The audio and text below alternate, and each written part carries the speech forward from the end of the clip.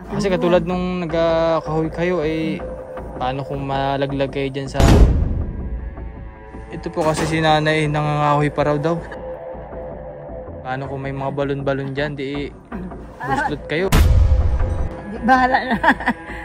Baka kakahanap sa inyo po eh, na rin hindi kayo makita. Sa pangangahoy niya ay minsan na raw siya nalikaw.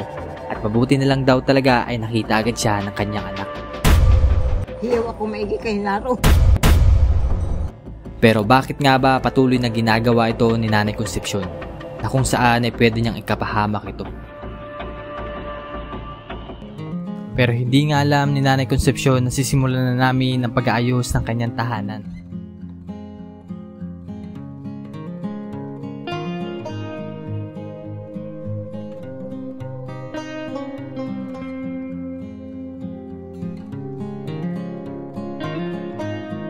Mga bayan, at nandito na kami kay Nanay Concepcion.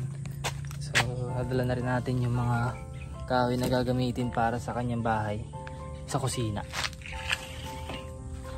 Yeah.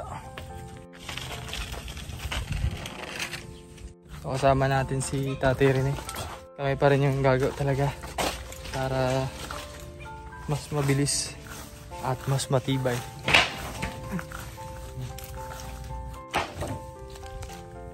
Hello na, magandang tanghali.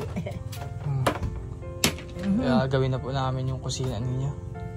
Anong balita, nanay? Ay. Salamat. Kumain na ho. Kumain na ho kayo, nay. Ha? Makain pala.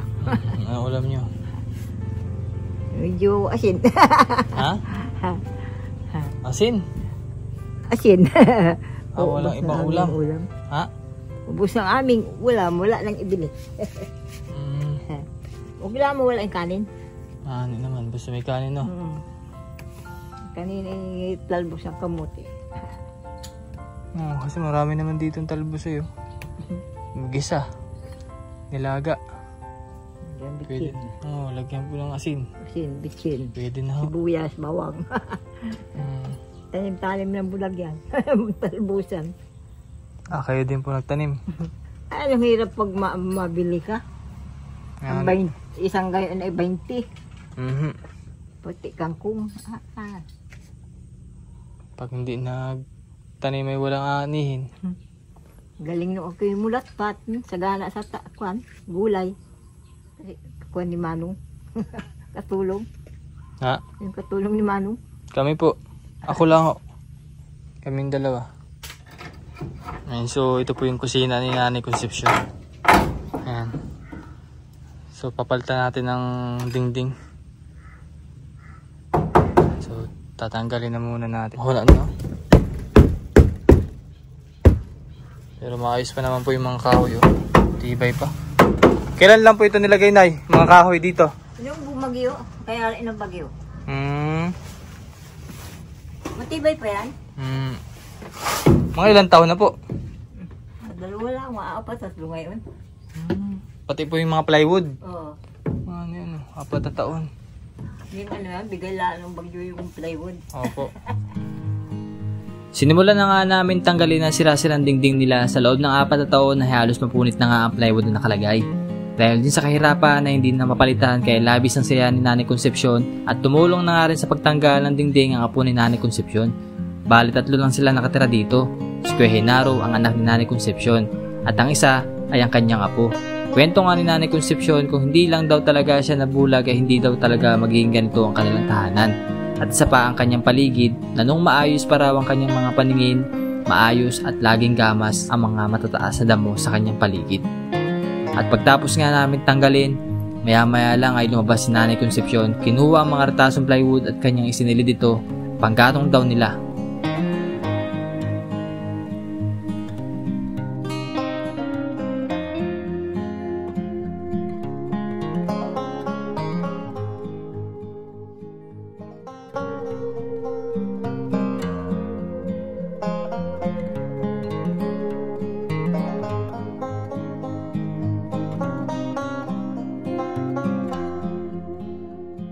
Wala makita si Nanay Concepcion ay tuloy ang ano ay tuloy ang trabaho.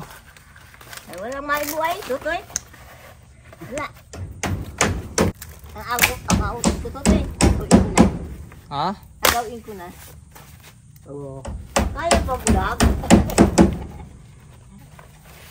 Sabi ko, pag hindi ko na kaya, bahala na kayo.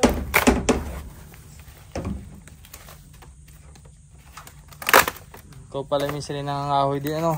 Ay. Ano yun, lagi? Pag minsan, pag wala kami gato, wala yung mga yan. Pag walang gatong. Walang gato. Ang hirap ng mahirap. Ang daming apo, wala naman din eh. Ay, ubos ay. Kahit din naman aninag ay talagang ubos ang panggatong. At meron pa dito, Nay. Wait lang, at tabigin ko sa'yo. Kahoy, kaya ko pa. Pagkit na, kasi ang gato.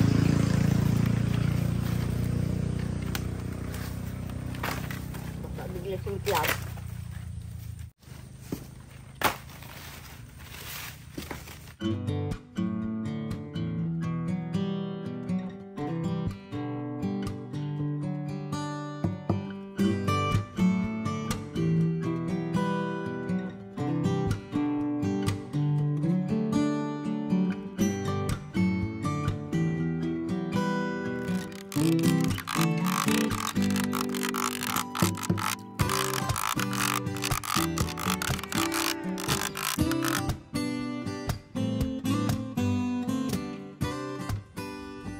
So, yan. So, natapos na namin yung kabilang side. So, meron pa naman gagawin na rin doon. So, ang gagawin na lang namin, lalagyan naman ng yero. Yero na lang lalagay natin doon para sa ganun ay ano. Magamit din yung mga tatanggaling yero doon sa kusina namin. Pero bago namin gawin yun, siguro ayusin muna namin yung kabilang side.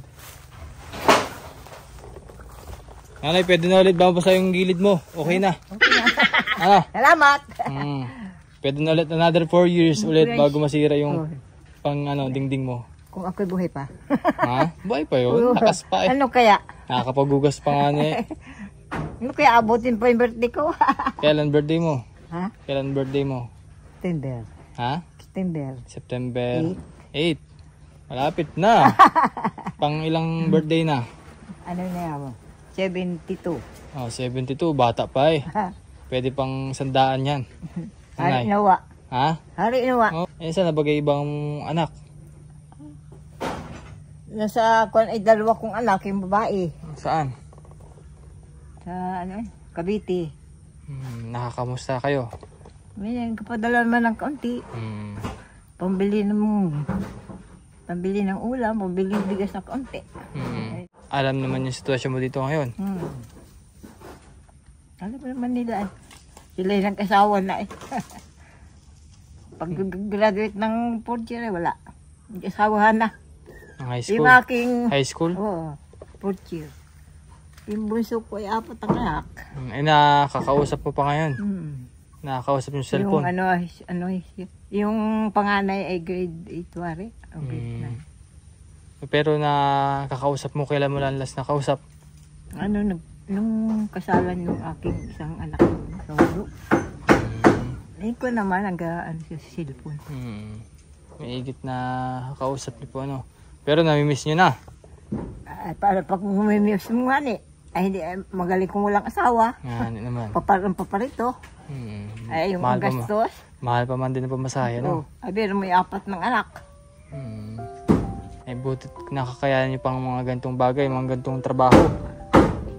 Nanay. Kaya natula. Wala man lang utusan. Hindi ko makuha ang apo ko. Napasok sila. Eh paano yung paano minsan ano na lang iniisip niyo pag yung nagtatrabaho kayo diyan, pag nga bala ng Diyos.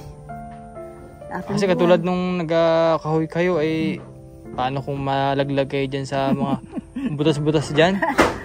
Di bahala na. Baka kakahanap sa inyo ko na rin hindi kayo makita. Kaya nga lakit sabi ng aking isang apo. Diyan na. Wala!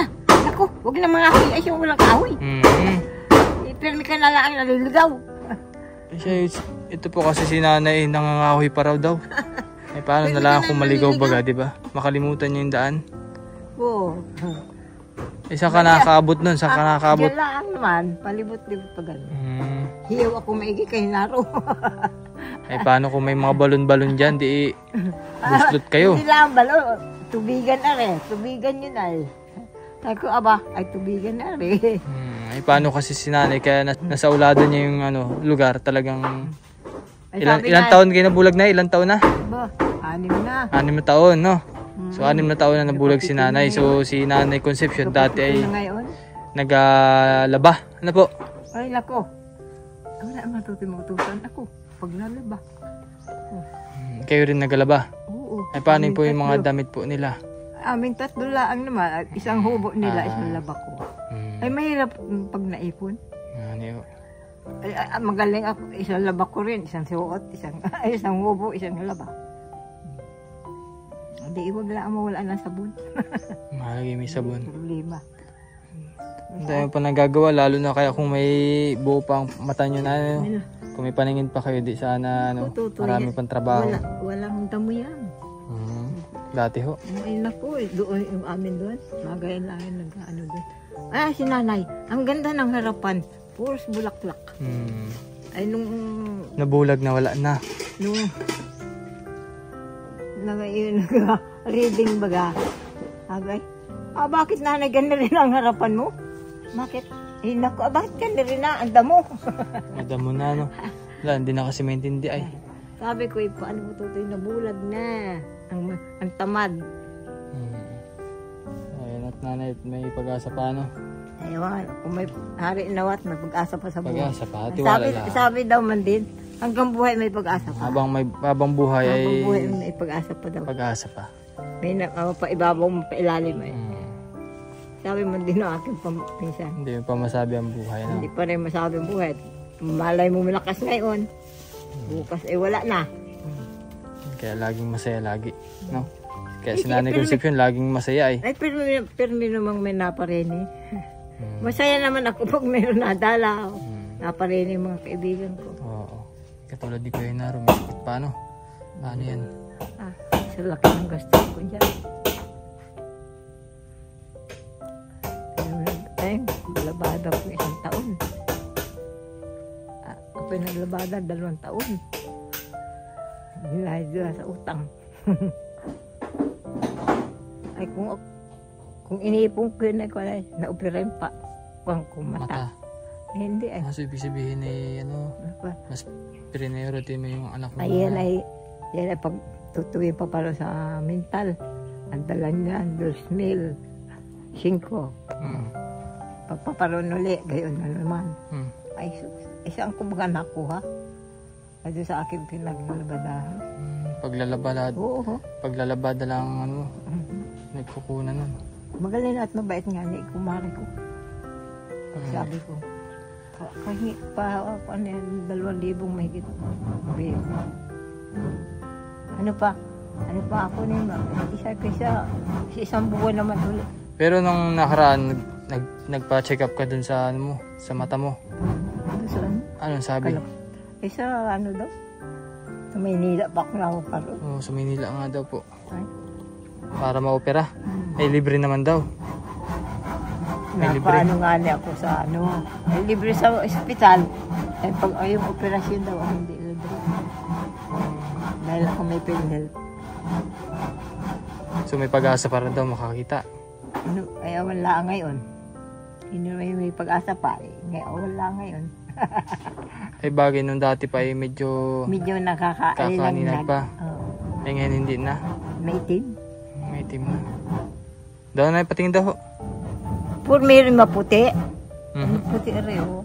Wala, puti na yun. Pero di natin alam kasi baka mamaya may pag-asa pa yan. Ha? May pag-asa pa. Bahala na Diyos. Diyos na lang naantay ko.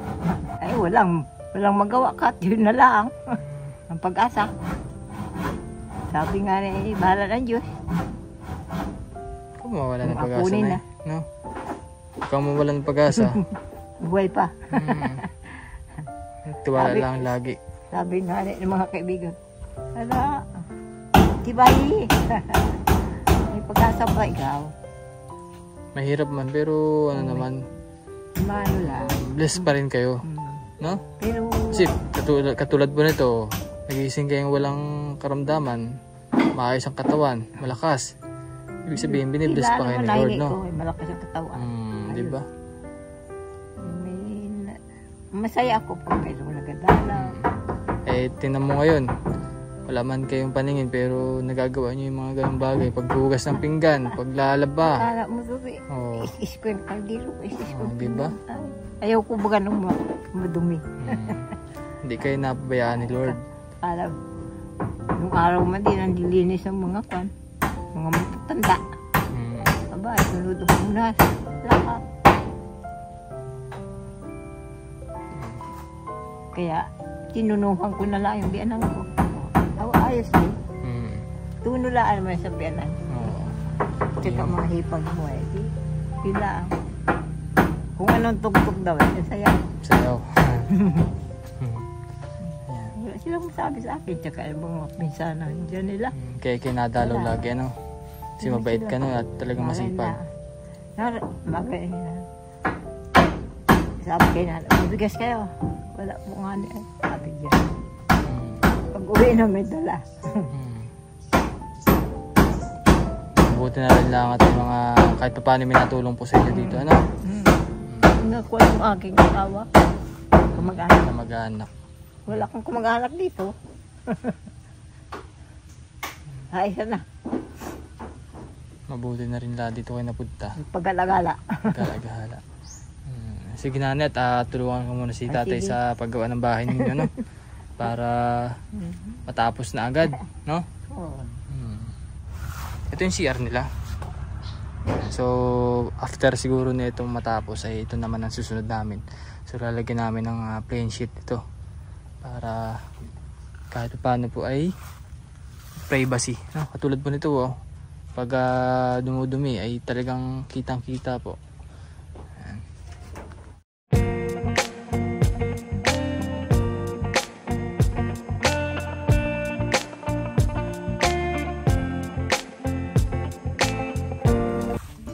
Si nanay naghuhugas. May tungkod po ako. Pag madulas. Pag nag-ulan. Tapos na maghugas. Ay, ako po. Sige nanay, bukas naman ulit, ano? Sige, salamat.